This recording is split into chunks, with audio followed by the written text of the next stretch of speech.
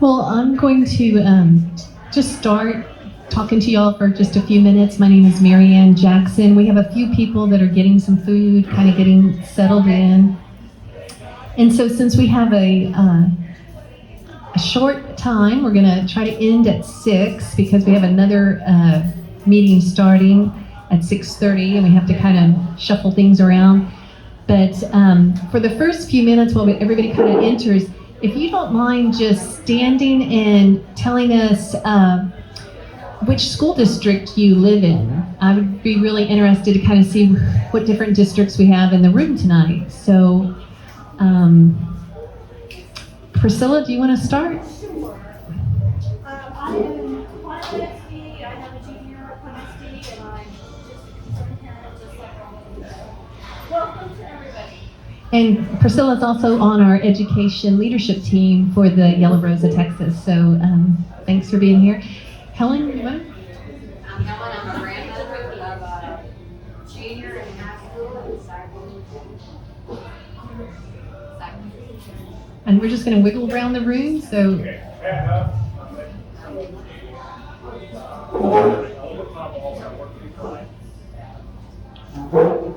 All right.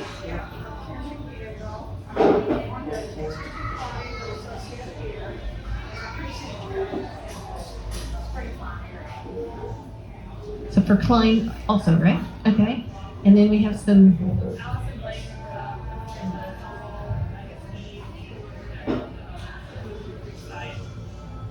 And they have a very young one who hasn't started school yet, but they're getting information, and I really commend them. Okay, a gentleman in the back. Richard Welch, and I live in Klein County School District. Okay. And right there. Sherry Rogers back there. Melissa Jensen, you're in this is my daughter Stephanie. We're in Tomball. I actually work in Tomball ISD. Okay, great. With Klein, I have twins, sophomores, and Klein County. And they have back there. I'm Jasper. I'm in Tomball ISD with in TYRTRW. Okay. I'm Monica, and my daughter in the season of Cypher. Okay. And anyone else that we missed that came in? Cypher, okay. So we have some representation from a variety of districts. My name is Mary Ann Jackson, and I live in the Cypher School District. And Teresa Johns, you're in Cypher also? Okay. And I think we'll have a few more people kind of trickling in. But I wanted to point out a couple handouts that are on your table. We have this little green half sheet. This is to give us some ideas if you're interested in more learning opportunities. We're looking for some feedback on what sort of topics are of high interest to you. So you might let us know, like by 1, 2, 3, if there's a certain interest that you have, if there's a certain presenter that you know of or would like to have come and share, we would be glad to try to round somebody up. I did learn that there was a chat that another group did, another Republican women's group, and they invited the state board rep that's for our area. And they had him come into a house and asked him all sorts of questions about critical race theory. So they do come and visit us, and we can only just, try to see if they might be interested. Another flyer that I'd like to point out to you is this Protecting Personal Freedom vaccine awareness event. We did something last month. Well, actually, it was August 4th, still in August. And we're going to, if you missed it, we did post the recording. It's on the Yellow Rose Republican Women's website. And you can hear, we had a frontline doctor, pediatrician speak about the issues around masking young children, and also the issues around the vaccine or investigational inoculation. So if you haven't heard those, I encourage you to go to the website, the Yellow Rose RW at, what is it? where is my yellow rose? yellowroserw.net. And you can go to the Education Committee tab and you can hear these speakers again. Test. And feel free to share those with others. So we are going to have an event on September 23rd at the Market Street Cafe. Just like this restaurant, they're very conservative friendly and they work really well with us. So we're glad that they would like to host us again. And so the speakers, we have some speakers, but we also want to have interaction from the audience. So there will be questions and answer and discussions, and depending on how big the crowd is, we would love you to bring your concerns. And not only are we going to focus on the rights of parental rights and students' rights, but also the trend right now is businesses and employees are forcing people to do things against their will regarding their health. And so these things are never in my lifetime as a United States citizen have I ever had this pushed on us like it is. And so we do have Jackie Shakel. She is a mother and she is also a grassroots activist type person. So she has a lot of information. They just did a big rally in Austin that I listened to the live stream. It was really good. And then Stacy Cook is a local person that lives here and also has a lot of information on alternative ways of helping you get past if you have to have a vaccine. There's alternative types of things you can do to stay safe. And then the last flyer I just wanted to bring your attention to before we bring our speaker up is on this goldenrod. Come on in. We'd love y'all also to make sure if you haven't signed our sign-in sheet that you do sign with your emails so that any of this stuff that we're passing around, I can send it to you digitally so you can share with your friends and neighbors. So a couple of the future events, we are going to have a committee meeting. So if you're interested in getting more involved in like a group like our Yellow Rose Republican Women, we will be meeting on September 7th at 11:30 at the cafe down the street, the Market Street Cafe, to kind of plan some future events, look at these green sheets that you turn into us, and then we'll kind of make some judgments of what we might want to further pursue. Also on September 13th, you can see there's a special session called Rescuing Our Children and Our Nation, and they brought in a national speaker to address this, and that's out in Magnolia. And then on September 14th, if you are one of the first 14 to RSVP, we're going to do a book study at my house. Pat Huff, who is a former principal of Klein, he's going to share his research with us and have a small, more intimate gathering so you could ask questions and learn more. And if you're interested, he does have some of his books, right? Got a few. He has a few books that he will be glad to sell to you so that if you want to look over some of the information, it's really helpful to kind of get a bigger picture of how what's really happening in the public education field. And Pat also teaches at University of St. Thomas, Dr. Huff does. And then on Thursday, September 23rd, I mentioned that's our flyer, our chat, Protecting Personal Freedom.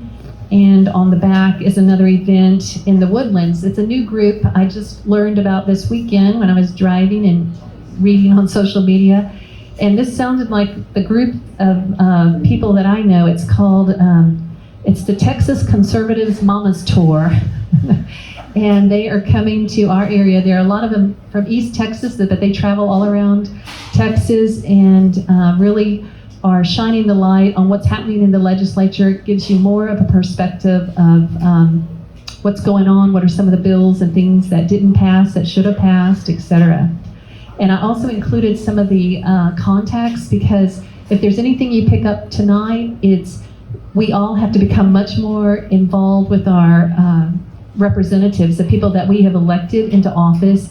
They need to be hearing from us. So I put all their phone numbers so that you can start calling them on different issues. Anything that you want to see happening, we can't sit back anymore. We have to speak up.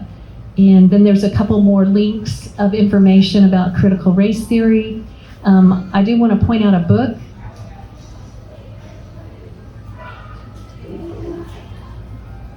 friend of mine bought this for me, and it's a really good book. It's called A Parent's Guide to Critical Race Theory, and it's an easy read. I took it with me in a car trip, and it gives you some of the definitions when you hear people talking about anti-racism or, intersectionality, or, some of these terms might be new to you. Some of you might be familiar with them because there's so many books now written about a lot of these topics.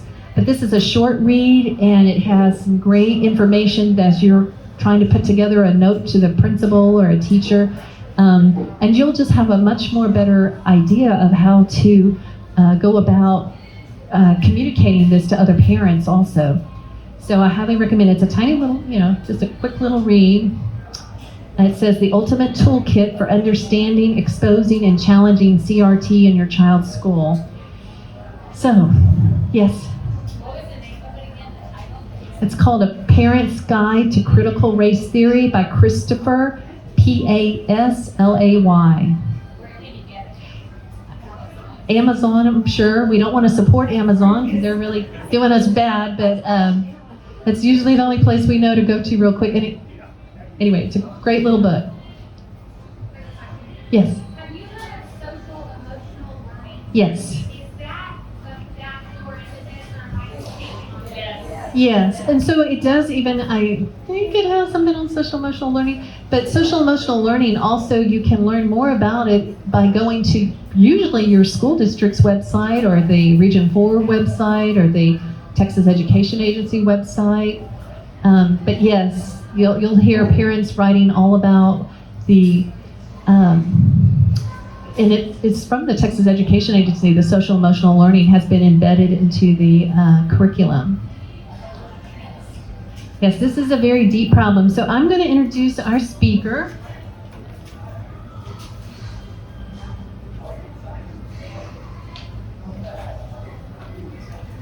Again, if you have any questions, we really would like you to sign in, and I'm going to, like I said, I'll send all this stuff electronically to you again, and anything else new that we have.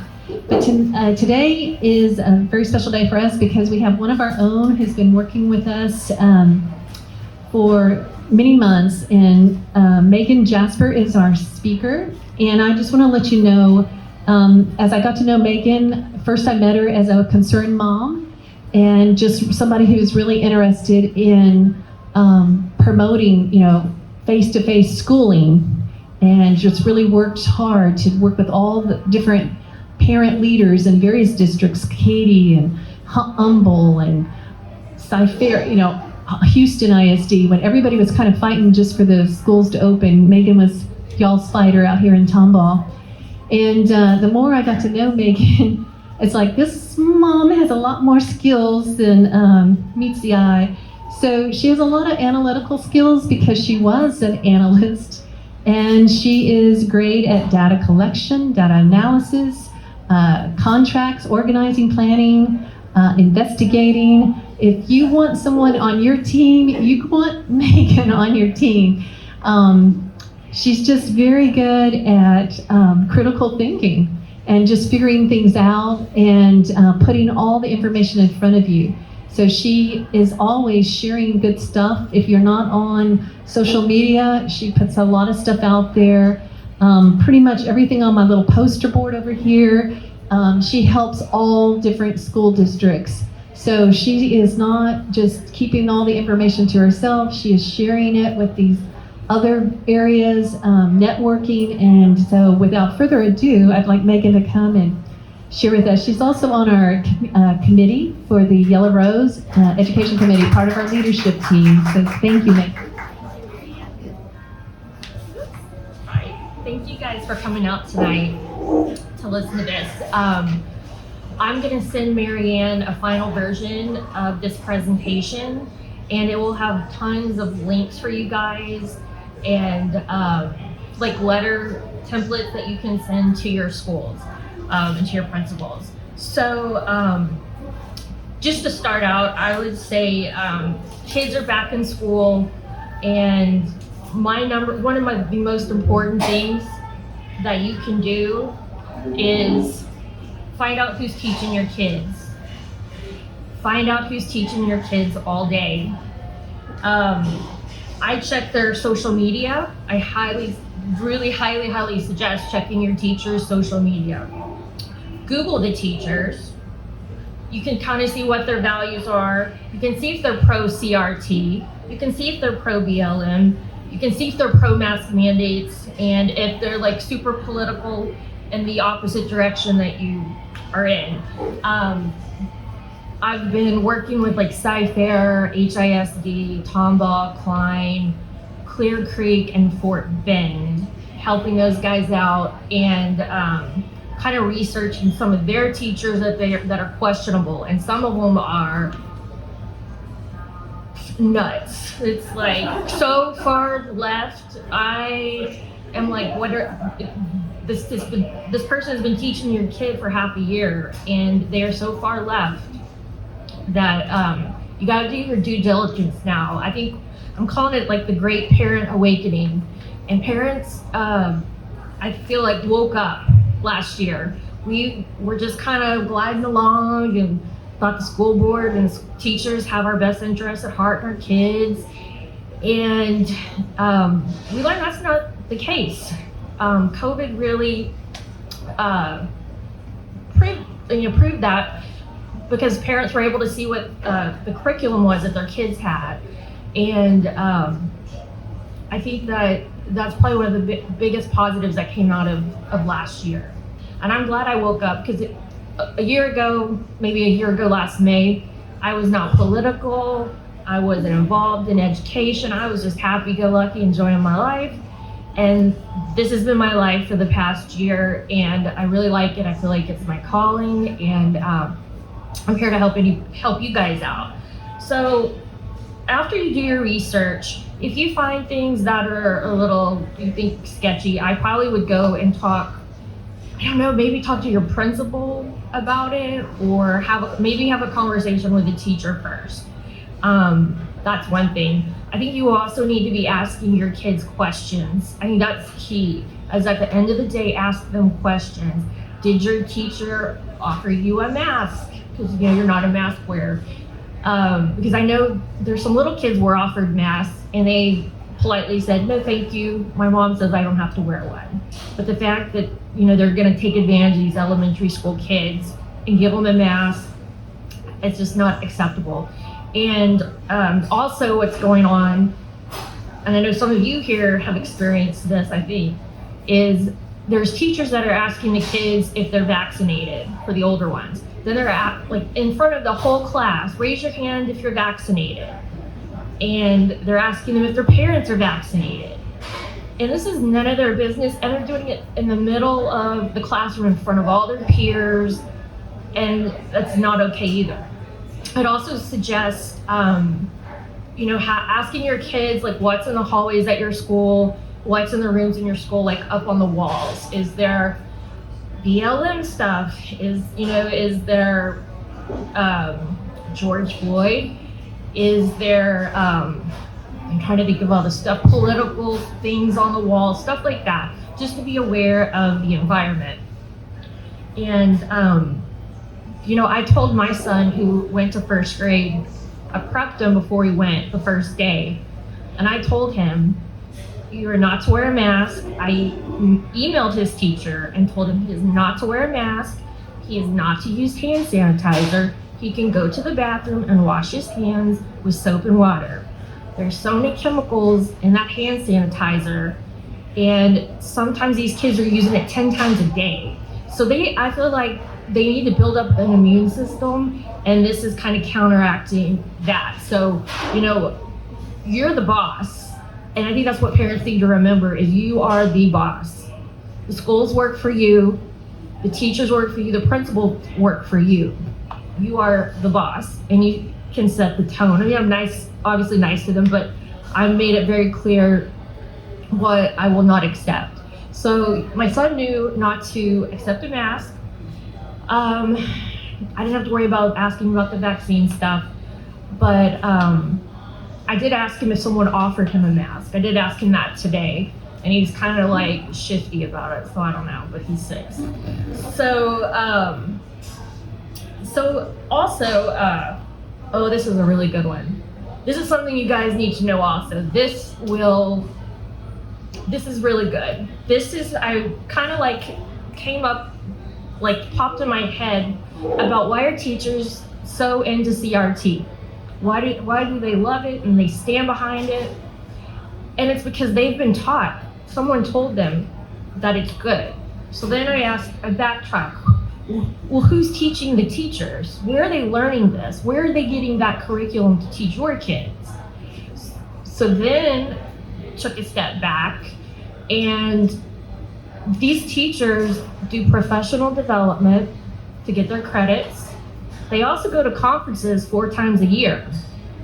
And at these conferences, I've looked at the material from last spring for TASA, which is like the Texas Association of School Administrators, and it was 95% social justice, equity, SEL, just the whole thing. And so these teachers went off, or administrators went off for like a week and learned all these things. And I'll tell you, it's the school board trustees. They have their own little organization and they have their conferences.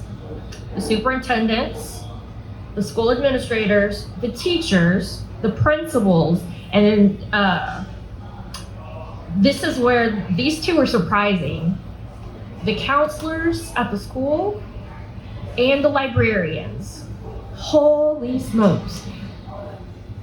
They are so far left. If you go out and look at their conferences, they have a National Associations of Librarians. They have a Texas one, for local, and then they have one for the counselors, school counselors. School counselors, their last conference, I think, was this summer, and it was all SEL. All about SEL. That was it. That was the thing. We've got to protect these kids. We've got to teach them how to work with one another and be a good citizen.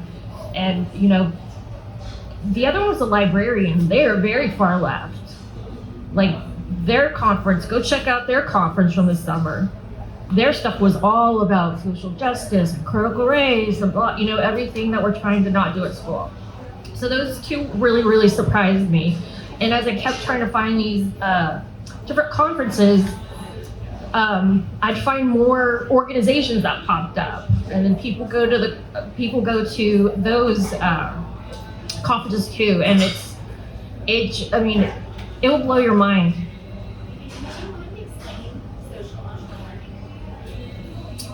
So social emotional learning. I'm gonna see if I tell you correctly. So I think they're trying to teach children that, I'm trying how to say it, that you need to do, I think it's like you need to do things for the better good of the people. I think that's something like, Marianne, what would you say it is? Because I don't want to say it wrong because I don't have it written down. Okay. Go ahead. Okay. So the things that I've read about social emotional learning is social emotional learning was developed to help students. Remember, the schools were afraid of school shooters and school violence, and that was like big, especially after someone has a big school shooting. So the social emotional learning came about to try to help just deal with actually their mental illness, the anxiety, the depression. So they were trying to become more sensitive to the children. But just like anything, so when Megan said, about being a good citizen, we want them teaching about being a good citizen. We do not want them teaching how to be a good Marxist or a good communist. And there's a difference between being an individual and looking at someone as an individual and looking at someone more collectively. Social emotional learning, a lot of the words, a lot of the things are very, it's character building. So what happens with character building, the question is, whose values? And I think that's the part that most parents get concerned about, because whoever you're getting your values from, I'm a Christian, so my values, I use the Bible as my bar. but not everybody uses the Bible as their bar. So you have to find out, there's a lot of New Age, there's a lot of all sorts of other entities out there. So it's really your values and beliefs that are tied into the social emotional learning. And so it's like an onion. It may look like something on the outside, but as you start to peel it, it's how they're getting you to, so when the students answer questions on multiple choice test, there's one right answer. And the answer is based on whosever values you're coming from. So as a parent, I had certain values for my kids, and that's what I value. If you are a Christian, there's a certain view you might take on marriage or genders and things like that. But in our culture today, it's kind of flipped over. And so, I can see it as a Christian written inside the social emotional learning. But just like critical race theory, there's a lot of cultural responsive teaching. So there's terminology, and there's some good stuff in there, but then there's also some of this stuff that's very different than what you may value. And so the social emotional learning, you have to watch it very carefully, because they're trying to, the best way I can describe it, to be program your kids to think that this is the way people are supposed to live. To be a good global citizen. Yeah. I feel like, oh, sorry, go ahead.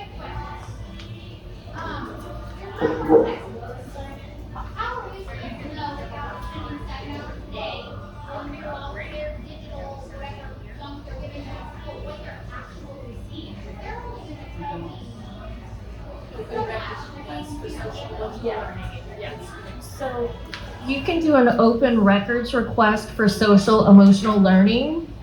That's one thing you can do. I've also, I'm gonna, it's gonna be in the emails. It's a letter to send to your, to your principal. And it talks about how you're opting out of SEL. You're opting your children out of CRT 1619 project, implicit bias. I have a whole list I put on here. White fragility, white supremacy, diversity, equity, and inclusion, systemic racism. And now there's the international, was it baccalaureate? Is that how you say it? That's part of the United Nations, their kind of education for the New World Order. And that's teaching kids to kind of turn on their parents and teaching them to be a good global citizen. It just reminds me of Nazi Germany. Like, it scares me that they're out programming our kids. But yes, you can opt out of it with a form saying they cannot teach it to your kid. You can do an open records request.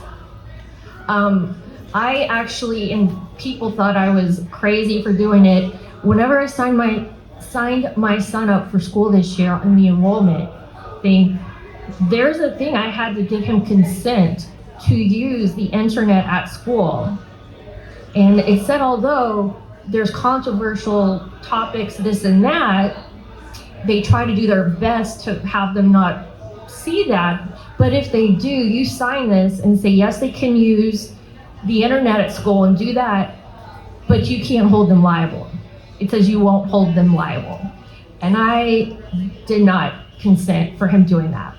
And some people are like, oh, it's okay, they're just first grade, or it's just this, they have to do it, it's what they do at school now.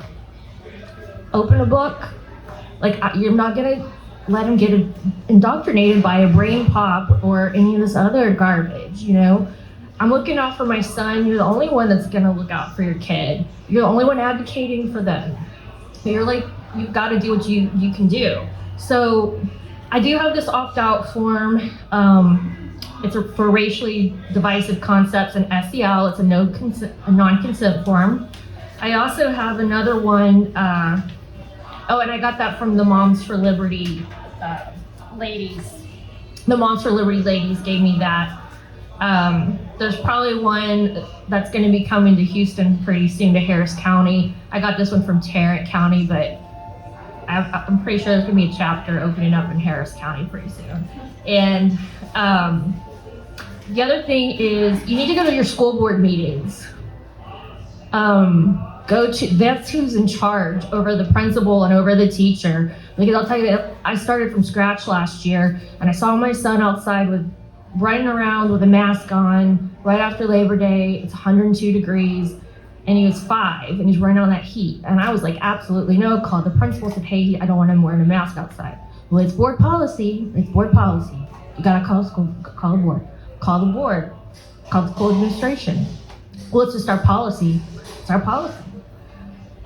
So then I said, okay, even though it doesn't make sense, I went to the school board meeting, I spoke for the first time, and basically they don't do anything. They didn't do anything. I got a letter in the mail next week saying thanks for coming, thanks for speaking, the end. So when I went to the next meeting, I was like, I told them what I thought that was a slap in the face, that I was really pissed that I got that response, just a ding letter, and that I wanted some answers, and I gave them data. I sent them data, I sent them the weather forecast for the week and what it's gonna feel like.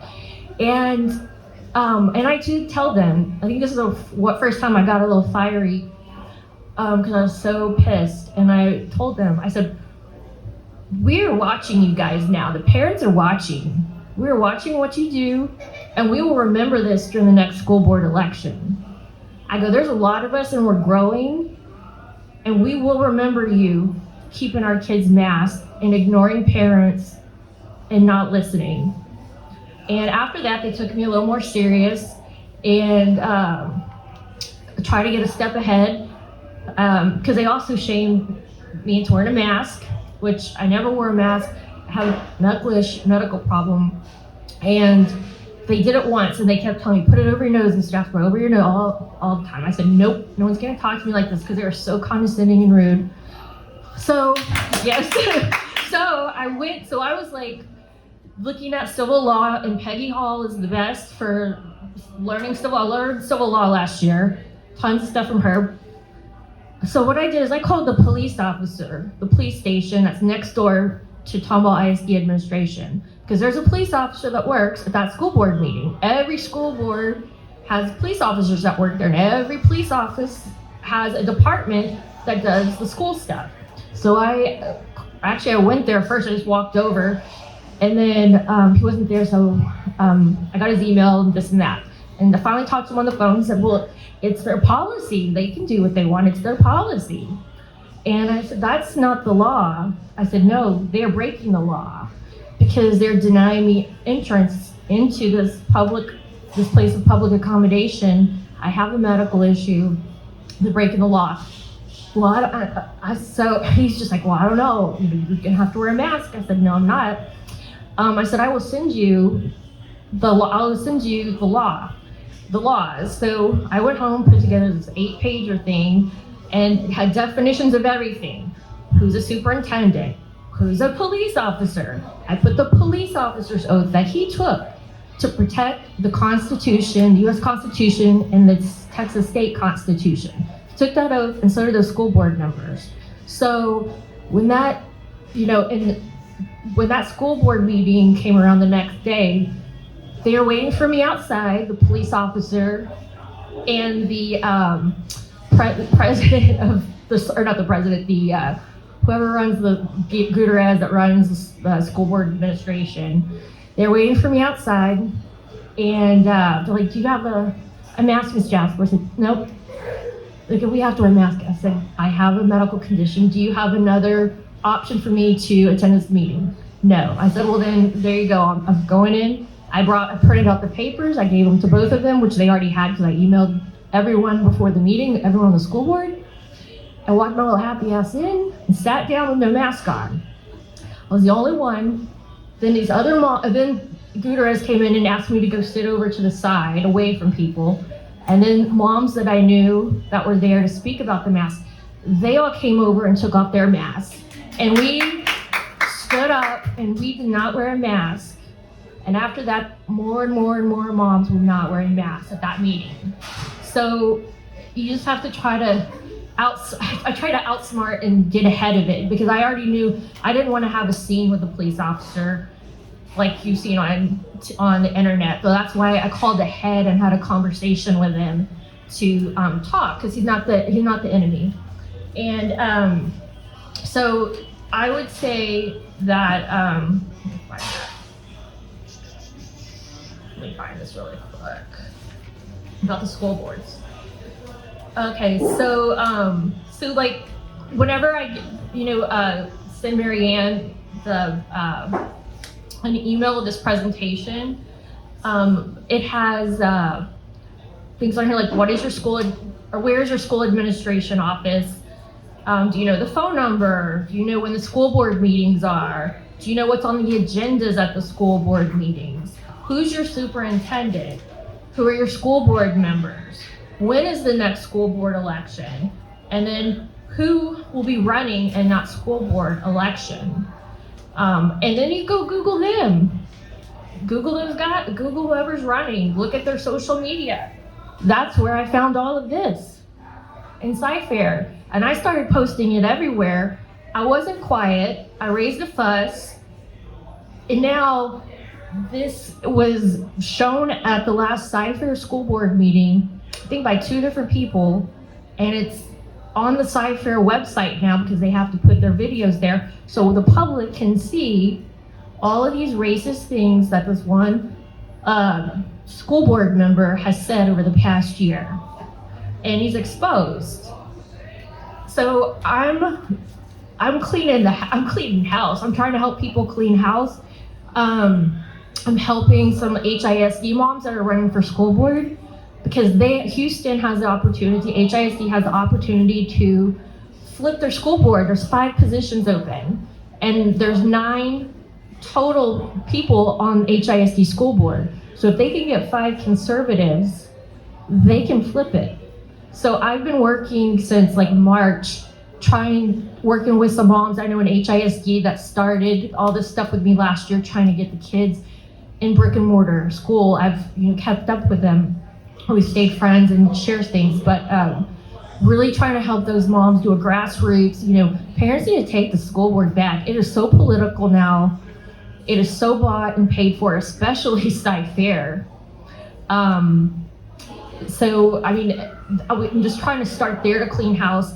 And I have on here about the State Board of Education, Will Hickman. He is our representative, in case you didn't know. And so he is elected, so he's not like appointed by the governor. He is elected by the people. And he has a 4-year term, and his is up January 2023. But I think he's doing a good job. I got to look into it a little bit more. But like I said, Google everyone, research everyone. I'll say like recently I saw, I'll say this really quick, in the community impact. So probably a lot of you guys get the community impact little paper. And there was a little article in there about Hidalgo wants to send people door to door to, do you get a vaccine? Here's a vaccine, you need to get a vaccine. And so I saw the name of the company she was gonna hire. And then I saw who voted on it, and the 4-1 said yes, but they didn't have the amount that it was gonna cost. So I'm like, well, who's this company? So I go and I look at the company. I go look and see the owner. It's a 1-person owner who used to be Commissioner Garcia's campaign manager. She worked on the Hillary Clinton campaign last time, and she is so far left. And I'm like, this is really weird. So went to a Tea Party meeting. One of the commissioners was there, someone that voted for it. And I asked the question, and I was wondering like really the cost of it, but it kind of made a little shitstorm, and people were like, why did you vote for it? You just, you were up here telling us medical freedom. So these people are being called out. I'm gonna call you out if you vote on it. I'm gonna ask you why. Cagle voted against it.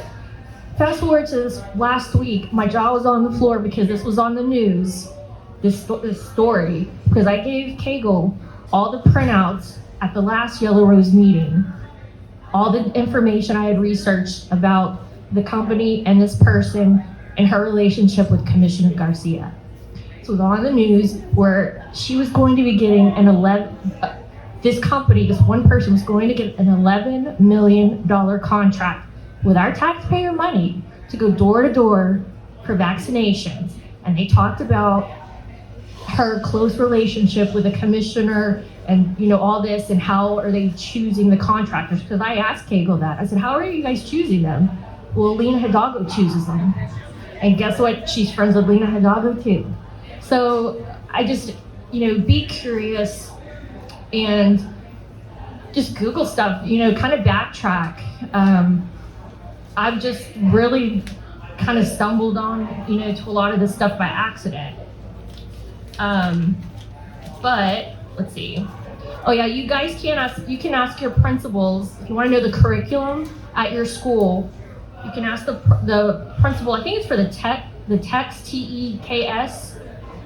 You can ask to see what the curriculum is, and I did that because someone had posted a thing about in one of the schools around here on the curriculum for the TEKS is they're going to have a conversation about vaccinations. So I wonder which vaccinations they are going to be talking about, because this is set up for K through 12. So they are going to tell these kids, I'm guessing, vaccines are good, they'll save you, blah, blah, blah. So I definitely would opt out of that, but you have to look at the curriculum. There's also another thing, if you're this is kind of controversial. If you have a teacher you think is kind of suspect or you're not sure, and this is legal, some of you have seen it, I posted it because someone had posted it, and I'm like, it's not a bad idea.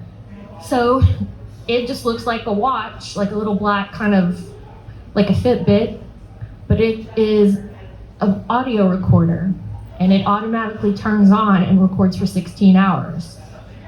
So because in Texas it's a one person, I forget what it's called, it's a one person thing, it is legal to do.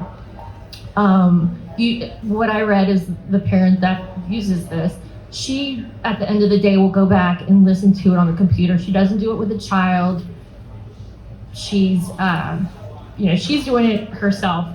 So I feel like you have to have proof nowadays that these things are going on.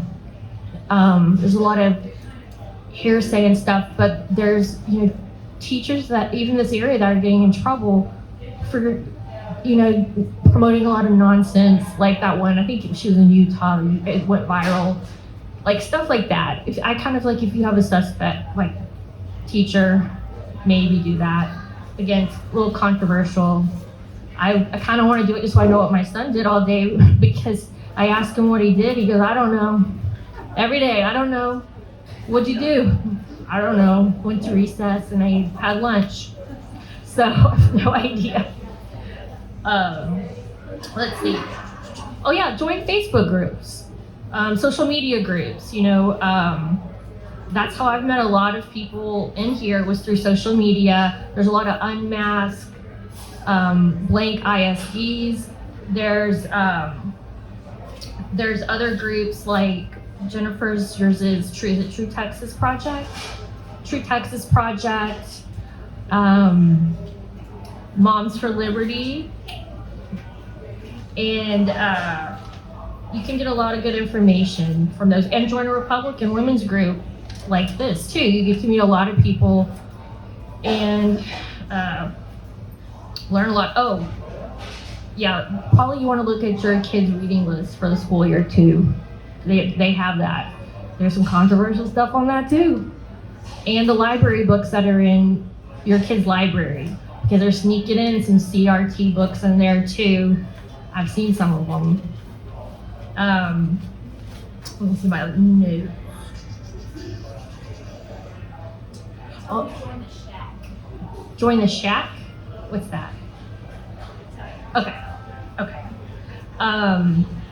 Oh, the other thing to ask your kids is if they've been separated or segregated at school based on the mask situation. Because that was one of my concerns in the beginning of the school year, is that they were gonna segregate the kids, put the masked ones here and the unmasked here. And that is going on. I've seen tons of posts about it too. And I asked my son about who he sits with and, you know, were they masked or unmasked and, you know, blah, blah, blah. Because I'm just asking a ton of questions, and he's like, I want to go do something else. He doesn't know. So I'm not sure what time it is. 10 minutes. Okay. So I have all this information, like, put like in little bullet points. I've got links to, like to the State Board of Education, to TEA. TEA is useless. I feel like they're useless. They kept pointing the finger at everyone. Yeah. Sorry, that was a personal thing, because it was very frustrating last year about what's going on and who's making the rules. Because the school district said, no, we're following TEA. TEA said, no, we're putting it up to we're letting the school districts decide.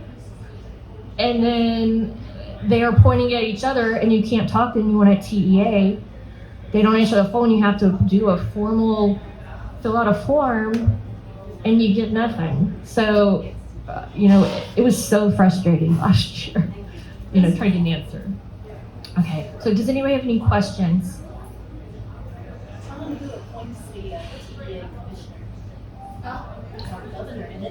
Yes. Oh, yeah. Yeah, go ahead. Do you want to do it? Jennifer, do you want to come? Yeah. Go ahead. This is Jennifer. This is Jennifer. I was going to tell everybody, if there's something that you want to do in your district to either fight back, or if you're in a good school district, like I feel Tomball is pretty good, and you want to keep it good, I tell every parent all over Texas, join the Shack. If you've never heard of what the Shack is, does anyone know what that is? By law, Texas Education Code, every school district in Texas is required to have a Shack. That stands for Student Health Advisory Committee. Okay, it's by law supposed to be made up of a majority of parents.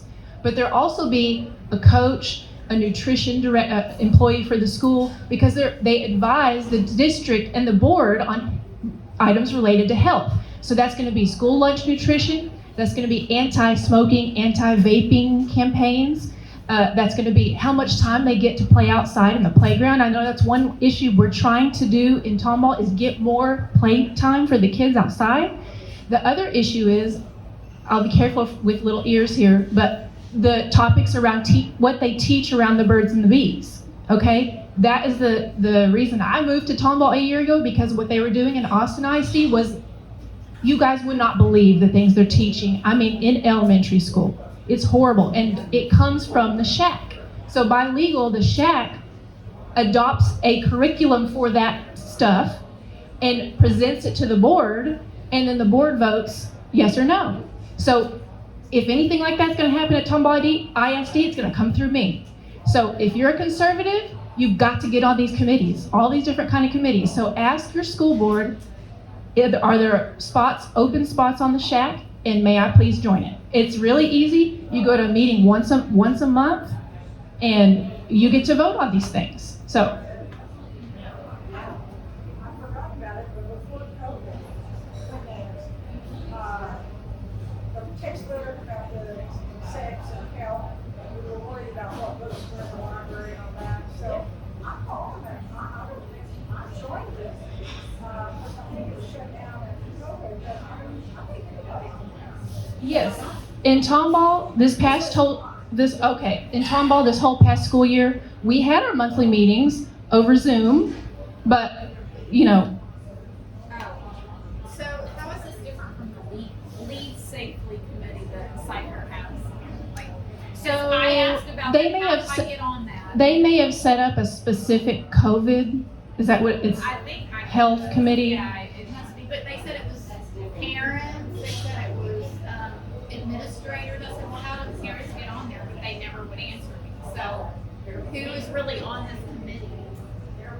That's a whole other thing about. See, So that's an issue with all of these type of committees, depending on how your district works.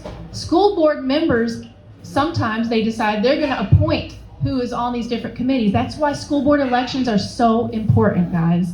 Because if you have a conservative school board member, they're going to appoint and choose conservative parents. And this shack has doctors on it. You know, they want to get subject matter experts, and they can choose. So it's kind of a self-selecting group sometimes, which it's supposed to be representative of the community. So you just got to join everything you can. You've got to read emails from your district. I know that's not fun, but you've got to answer surveys when they send out surveys. You've got to encourage your friends and educate. You know, when an important survey, I know in Austin they sent out a survey about this topic, and I'm texting every mom that I know. You've got to answer their surveys. We've got to answer, you know, our perspective. So just try to encourage, educate, and motivate the other moms around you about all these issues.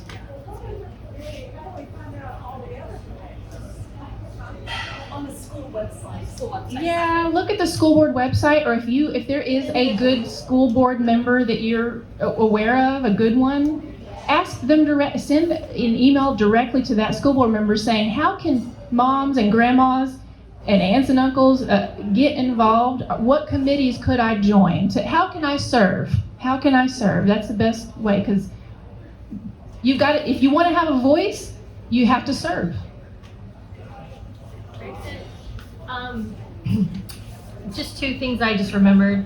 One of the letters that I have for you to send your school is an opt-out form from Human Sexuality Instruction. It's a non-consent opt-out form for your kids. So the school cannot teach your third grader, second grader things that they should not know. Yeah, something the parents should do. And you guys, we need people to come to school board meetings to support us. Even if you're not presenting, if you just show up for once a month, you can look online. They're usually like the same, like the first or the last Tuesday of every month or something like that. So we need people to show up to support the conservative parents, because there's a new group called FUSS. I don't know if anyone's heard of FUSS. Families United for Student Safety. And they've got a Conroe chapter. They've got a bunch in Dallas. They're getting more in Houston. They're growing, and they are loud. And they are sending around petitions and all sorts of stuff to get to have mandated massive school. And I'm pretty sure what's next is going to probably be mandated vax. They're going to shout it from the rooftop. So I'm just I try to stay up on top of who is my opposition and what's going on, and how, this group is growing really quick. They've grown like wildfire, and they've shown up at school board meetings. They've organized really well. So that's a group to watch out for. And then I was gonna say there's other groups and things where you can get information, like I really like the Defender.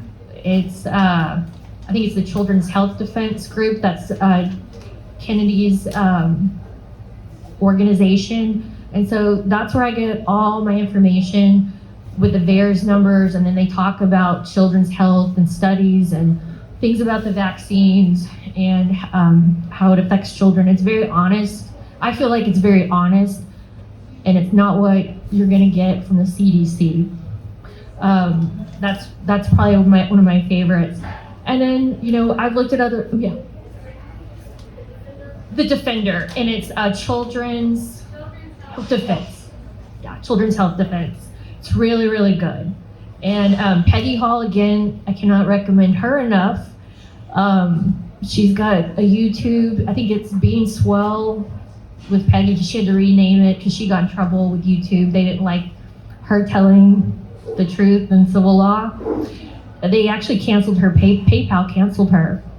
So all these people that were paying for stuff, PayPal canceled her, and they took all the money back to the other people that donated it. She also has a website too. And she's really great. She's really peppy and positive. She's a Christian. She's really good. Her husband's a preacher. and she's in Orange County. She's in California, but she's good. Then, I've seen some groups like Tennessee Stands. I go and I take a look at what they're doing. They're a really good group. They're the ones that had all the parents in Tennessee. I think it went last week. It was viral about getting the kids unmasked or something. Matt Walsh, he's from Nashville. Oh yeah, okay, Matt Walsh, yeah. Yeah.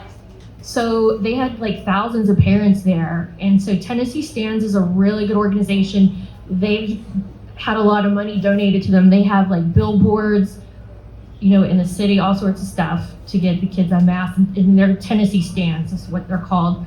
And then final one is there's one in Ohio, and it's like, I think it's Ohio Protecting Children or something. They have a really good website. And so I actually called the woman that runs that organization, and because I was thinking about doing something like for Texas similar to theirs, because it's really good. But she gave me the name of someone. She goes, "Oh, we already have a person in Texas, and she's in Austin." She gave me the person's name, and most of you ladies probably know who this person is, because at the orientation meeting we had, I asked people if they knew her, and they're like, "Oh yeah, I know her." So it's just nuts how the Ohio lady was connected with the Austin lady with our group. So just kind of sifting through everything. So that's all I have. And yes, go ahead. And Marianne will be sending out the presentation with everything, links and. Yeah. Thank you, Megan. Really great. Good stuff. I just want to compliment everybody on what y'all are doing. It is tremendous having your voice being heard at the board meetings and with the superintendents in the various districts, and you're making a lot of noise, and that's what needs to be done. So just for those who don't know me, my name is Pat Huff, and been in education a long time. So I was a principal in Klein. I'm retired, okay? So now teach at the University of St. Thomas. I'm not Catholic, but they don't care about that, okay? But I just want to make one point with everybody, so that since I'm talking to, I think everybody in the room here is probably a Republican. This is a Republican agenda that you're fighting against, all right? Mike Morath, appointed by our governor, Abbott, is a leftist Democrat. This is where all of this is coming from. And he is taking his orders from the U.S. Department of Education, who is taking their orders from UNESCO. So this is a big agenda. So we not only have to fight it on the local level, we have to fight it in Austin too. And Tom Oliverson is our rep as a Republican. I don't know him, I've never met him.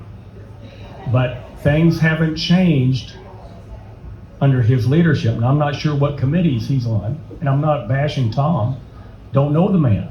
But I'm just saying we need to understand that our Republican representatives are not representing our values, okay? And Mike Morath is probably the worst thing that has ever happened to Texas public school education.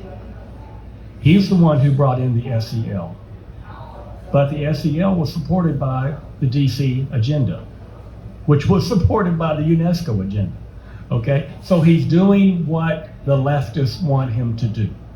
And why should we have our Republican governor approving that? And lieutenant governor, and the head of the Senate Education Committee, and the head of the House Education Committee. So we need to think about that when we go to the polls. And we need to fight it on the local agenda as well as in Austin. Who do you like for governor? Alan West. I'm just looking at him. He just got set up. They had a hit job on him, his wife, and totally, really bad. Just shows you what happens when you run for a high office, or if you run for school board. you're going to open yourself up to that as well. It gets dirty. But I thank you. Yeah. Marion? Yeah, Dallas is kind of the hub. It really is. Other than Austin, Dallas is the hub of all of the leftist think tank movements.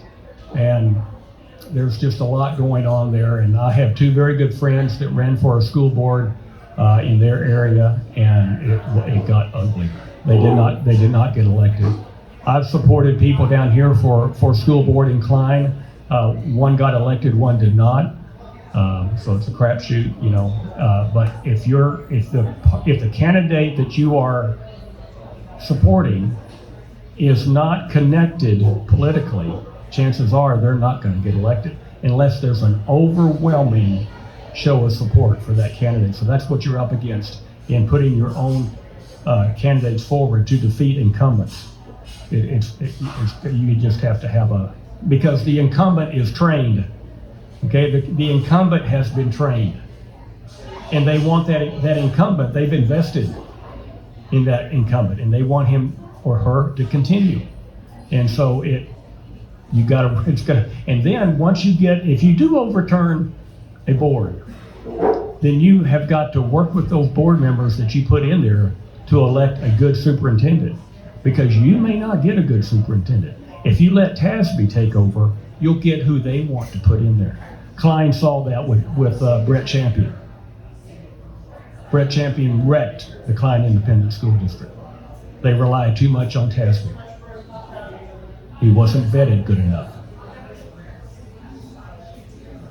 Okay, thank you.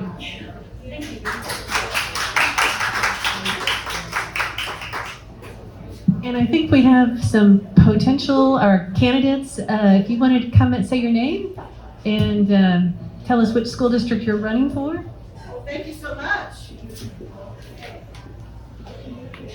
First of all, wow, how exciting. Have a room of people interested in the education committee and committed to get here at this hour. And just thank you for the information shared. For those who spoke, it's inspirational and important. My name is Natalie Blassingame, and I'm running for Cy-Fair ISD Position 5. Yay! Thank you. Appreciate that. I'm passionate on many things. I'm first a mother of a child, a 10th grader in the district. I'm also an educator. Maybe you got me beat. 29th year in education. I'm able to retire and be able to really fight the system with a different level of voice and rigor, right? When you're in the system, there's things you can't say. That's because there's definitely a culture. There's definitely an agenda in education, and it's fierce. But I'm excited because guess what? I understand the agenda. I understand exactly how it works. And I'm ready to attack it from the other end. And the other part that finishes me out is that I'm also a Christian. And I'm definitely see that as a Christian educator, we're muzzled. There's fear. And so we can't fight these agendas that come in that are unchecked. Example, I was a principal of the middle school in Spring Branch. I had two partner teachers. One was flying her flag of colors and talking about her lifestyle every day. Her partner teacher was a little Aggie who graduated, and Ashley put a Bible verse at the end of her email, and I had to tell her to take that Bible verse down. That's just one example of so many of how this thing operates. So I have many things. I definitely parent voice is not very prevalent. I am a parent, I understand. I even served on the DEIC, receive. I go to every meeting, I receive. No one has asked me what I'm looking for. So that's voice. Next is choice. I made choice for my own child. Although I've lived in my house in Copperfield for 20-something years, I drove my kid to Spring Branch every single day because my goal for her was dual language.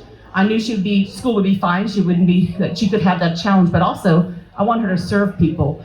And being a Spanish speaker is a way to serve. And I had to get that in a different district. She's now in 10th grade. I've been asking since pre-K, and the third largest district in Texas has 0 dual language programs to this day. So we also definitely need voice and choice. And finally, values. I definitely think Spring Branch isn't the furthest away district. I've worked in some, including HSD. So I understand how far it can go, how far we can get from the values that we hold dear. And I'm there to fight. I think it's a policy issue at one level. And so I want to see change in policy. I think there's places where the law is silent. on things such as separation of church and state because it's actually not legal precedent. So I definitely want to make sure we clear the way to understand that both those educators in that room, Ms. Montgomery, Ms. Cousins, equally we have either a muzzle or not, that we basically make sure people know how they can speak up. So I'm passionate. It's not my first run. I've done it, but I'm looking for grassroots support so that we can get out there because for what I spent against a PAC that has entrenched candidates for the last at least 7-8 election cycles, a little bit more. It was designed to close down conservatives who were disruptive. It's worked, but it's not working anymore because we woke up. So thank you for being awake. I'm excited. I felt like a canary in the coal mine running out there saying, hey people, it's going wrong. And now I feel like the coal mine blew up and we're out there. So I appreciate you guys, who you are. Natalie, Blasting Game, Position 5, Side Fair. Appreciate you. Thank you for your time today. And another outstanding candidate for Side Fair, Scott. On introduction, nice. How y'all doing? My name is Scott Henry. I am running for position number 6 in Side Fair. Not as long-winded as Natalie. I'm not a teacher. I'm more of a businessman. Came at this from a perspective as a parent, right? I'm a parent first. I have a child. I've had now my 3rd child going through Side Fair. And quite frankly, I'm a term limit kind of person. My incumbent I'm running against has been there 21 years. I think someone should run for 2, 3, maybe 3 terms. That's enough, right? That's long enough to be in office. That's not how long I'm gonna run. It's 2 terms. I'm gonna be out if y'all gave me that option. I'm a parent first. I want transparency in our government first and foremost. When I go to the board meetings, I don't see that in our board meetings. They're doing a great job, don't get me wrong. Our Side Fair board has been a fantastic job of educating our kids. We have rock solid education. My kids have had fantastic education. We have great schools. We have Taj Mahal, the stadium over here looks wonderful, which your tax dollars are paying for. But however, we gotta do a better job of educating you and working with you and partnering with you to help get that better with you. When I showed up at one of the Side Fair board meetings, I think it was 3 months ago, they basically told us we weren't supposed to be there. It was a public meeting, but yet you're not allowed to be there. How is that possible? It's a public meeting. It's an Open Meetings Rec Act. My opponent told one lady in there, Aisha, you lady, get out of here, and try to get the police to take her out of there. I was there. It's on tape. It'll be on a video on my website very soon as a campaign ad. Thank you very much. But I'm gonna tell you this, it's a hard road. I'm a grassroots kind of person. I'm gonna be knocking doors, asking for your help. It's a great thing. We need to replace the people who've been there a long time. We've gotta do that. I need everyone, you go tell 10 friends to go vote for us. All we are trying to do is make change one after the other. We gotta get your help, but please, I'm a conservative Christian first and foremost. Standing for your values, the values that we all hold dear, which is family.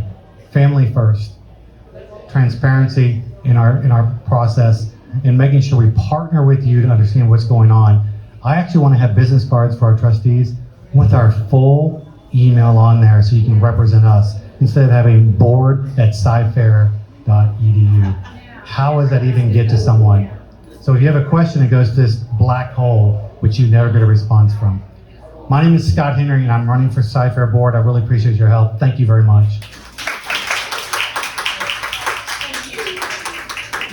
I'm sorry? My comment is Don Ryan. So we're going to, we have to kind of close down this meeting. We're getting ready to start another meeting next door, and we invite you to come over to hear Dr. Shelley Sapula Gibbs will be our featured speaker. Thank y'all for coming and saying. And we're going to look forward to, I think there's a board panel meeting on Saturday if you're interested in more of the Side Fair candidates. It's Saturday at Spring Creek Barbecue on 290. I think 11:30. Research the PACs that are backing the incumbents. There's a lot of vendors and contractors that the school district has been doing business with that are funding the PAC for the incumbents. I've got a list. I've got the 2019 Pac Donors List from a public records request. And there's a lot of names on there. Actually, one of the people that's running against someone for the school board is on that list that donated to it. And it's very... Thank you.